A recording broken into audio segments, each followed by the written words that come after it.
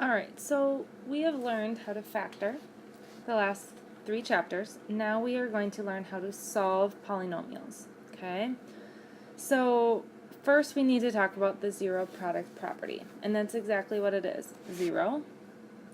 Product means multiply. Anything equals what? If you have any number and you're going to multiply it by 0, it's always going to equal 0. So if I have 0 times 3, it's going to equal 0. If I have 0 times x, it's also going to equal 0. So no matter what I put in this box, right here, no matter what I put in here, it's going to always be 0.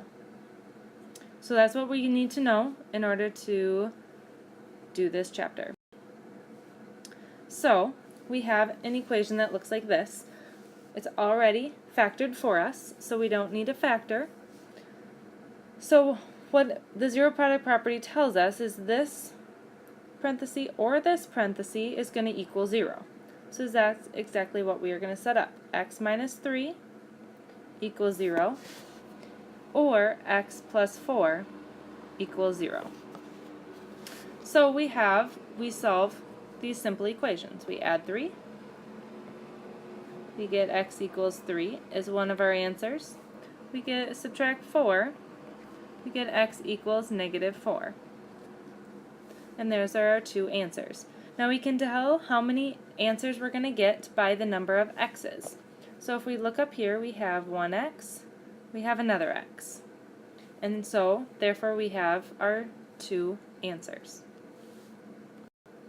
Here's another problem. We're going to do the same thing. We have x plus 2 equals 0, and we have x plus 19 equals 0. We subtract 2. Subtract 19, we get x equals negative 2 is one answer, and x equals negative 19 is your other answer. Again, we have two x's, so we get two answers. Now sometimes we're going to get a little bit more complicated, and I said a little, so it's not going to be crazy. We get 3x minus 3 equals 0, and our 2x plus 4 equals 0. Now it's just a two-step equation where we add 3. So we get 3x equals 3. We divide by 3 to get x equals 1. That's one answer. We subtract 4. 2x equals negative 4. Divide by 2. X is going to equal negative 2. Again, we have two x's, we get two answers. Our last example is a little bit more complicated, where we have our x squared minus 9 equals 0 and 2x squared minus 50 equals 0. We set it up the same way, where we have two parentheses. Each parenthesis is going to equal 0. So we are going to solve the same way, except one thing. So first we're going to get our x by itself, so we're going to add 9. X squared equals 9. Now to get rid of that square, we need to square root. So we get x equals, now when we square root 9, we don't just get 3. 3 is one of our answers, but we also get x equals negative 3. Remember, when we square root, we have to do the plus or minus, okay, over here, so we get a 3 or a negative 3. And we can see that by our x squared. Since we have an x squared, we're going to get two answers. We're going to do the same thing for the other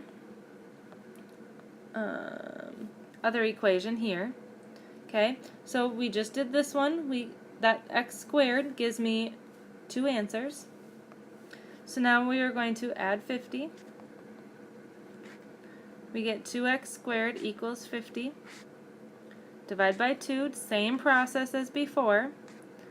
But now when I get my x squared, I'm going to take the square root of both of those. I get x equals, that's not a 50. 50 divided by 2 is not 50. 50 divided by 2 is 25. the square root of 25 would be 5 and negative 5.